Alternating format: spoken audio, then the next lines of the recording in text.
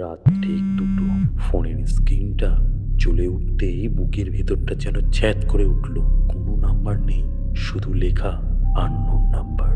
Receive করতেই ওপাশ থেকে ভারী নিঃশ্বাসের এক শব্দ শুনতে পেলাম। আমি বললাম, হ্যালো, কে বলছেন?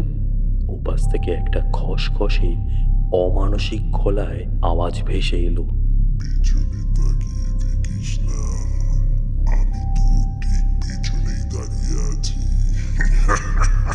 ফোনটা হঠাৎ কেটে গেল। আমি ভয়ে কাঁপতে কাঁপতে ফোনের ক্যামেরাটা অন করলাম। ধীরে ধীরে পেছনে ঘুরলাম, কিন্তু পেছনে কেউ নেই, শুধুই অন্ধকার।